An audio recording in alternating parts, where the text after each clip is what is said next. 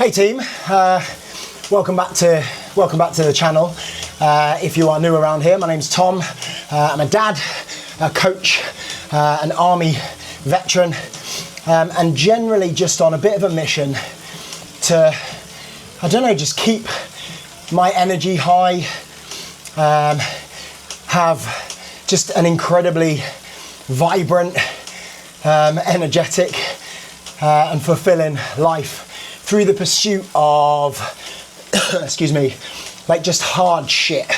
All right, so I'll put myself in the bin as much as possible on Hyrox, triathlons, ultra marathon running, trail running, obstacle course racing, pretty much anything that I can train for and will challenge me.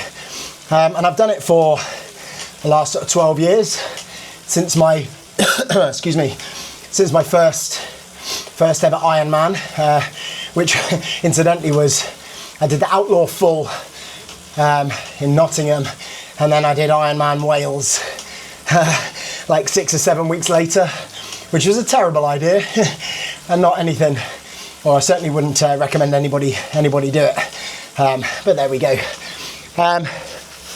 So what on earth have you tuned into? It's just some half-naked bloke in Lycra pedaling away on a turbo trainer. Well, this is a bit of a series that I've been doing on Instagram for a little while, but I usually just go live, have some thoughts, and then sometimes they get saved, sometimes they don't, and it just sort of struck me that actually I'd quite like to house them somewhere. So here we are. I'm calling it the Cool Down Chronicles, and basically the last 10 or so minutes of my turbo sessions, usually in the cool down. Over the course of the ride, I will have had several different thoughts, from what the fuck am I doing to some life affirming stuff, training and everything in between. And I just like putting those thoughts out there. So if you find this useful, mega, like keep watching, maybe have a look at some of the other stuff that's on the channel, although I will say right now, there's not that much just now, but there might be in the future. And if you find it useful, like it'd be great to comment below, like let me know what sort of things you might find useful. So we're going to get into today's thought, because today is my birthday. I will save you the embarrassment of guessing how old I am, but I'm 42. And I have conversations all the time. This sounds quite arrogant, right? But I have conversations all the time saying, oh, you don't look 42, you certainly don't act 42. And I guess when it first started happening, like I was getting a little bit older and people were paying compliments and stuff, you kind of just think it's a bit of a compliment. You're like, oh, brilliant, thanks very much.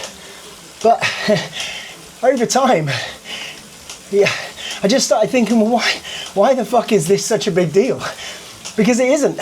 I'm not special in any way. The problem is that people have started to use age as an excuse for not doing hard shit, even though they say they want to, right? This is the thing. So many people have conversations every single day who are like, oh yeah, I'd really love to do a Hyrox. I'd really love to do a half Ironman. I'd really love to do a half marathon. And I say, what are you doing about it? And they say, oh, well, I'm in my 40s now, so it's all downhill from here. Well, if you think like that, then yeah, it is going to be all downhill. If you're going to give up on yourself that easily, then yeah, it is going to be all downhill. Like, I can only use myself as an example, right? I realise at this point lots of people will turn off, and that's okay. That's fine, because if you stayed, then you sort of probably know a little bit about me and know this comes from a really good place. But I can use myself as an example. In this last year alone, I look back at what I've done. In January, I ran 1,000 kilometres for a charity, for a local homeless charity around here.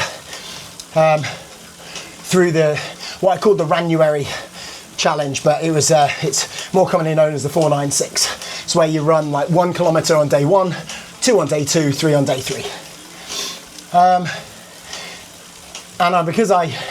Because I foolishly tried to stack early on, I said for the first 10 days at least, I'm going to keep doing my Ironman training. I got in excess of 1,000k for January, and by the end I was pretty spent, but I built up so much resilience. It set me up for the rest of the year. And then over the course of this year, I've done several different Hyroxes, from Glasgow and Malaga, Birmingham, London, some solo, and then some with some of my coaching clients, because they want to know what it really feels like to be put firmly in the locker. And they've all been amazing, absolutely amazing. And actually a number of those were back-to-back weekends. So I do like a single and then a double, or a double then a single. I have done sprint triathlons, 70.3 triathlons. Ironman is next year, going to Sweden, Kalmar. I was supposed to do 70.3 Jönköping, got out there, got food poisoning. Don't want to talk about it. And then, oh, thank fuck for that. I was riding about 205, 210 watts there. It's come down now as part of the cool down. Then I've been out to Malta to run a 50k trail ultra, run a 100k trail ultra with a load of clients. Like, just done loads of cool hard shit. And next year, it's even bigger. 100k again, backyard ultra. Like where I want 100 miles, so 160 kilometers, and I want beyond that. Just hard shit, right? And like I said, I'm not special in any way.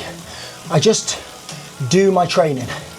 I keep myself active, I move, I eat like adult food, I eat whole foods as much as possible, lots of chicken, lots of vegetables, potatoes, rice. Like, I just eat good food. I hydrate like a fish. Like, I drink a absolute minimum 4 litres of water every single day. And that doesn't include the training, because as you can tell, I am a sweaty bastard. Like, I sweat so much. So I've got to keep my hydration up. I aim for 8 hours sleep, and I actually give myself the opportunity for 8 hours sleep. So I'll go to bed with at least 8 hours until I've got to get up in the morning, which is usually around 5 o'clock in the morning. So I go to bed for 9. My son goes to bed for 8, and the chances are I go up, we have a bit of a wrestle, I click his toes, which is this weird thing we've got into, and then I let the dog out and I go to bed. 11:56. Thank you very much. And I just live the lifestyle that is going to keep me moving forward. And I think too many people give up so early because they stop challenging themselves to hard shit.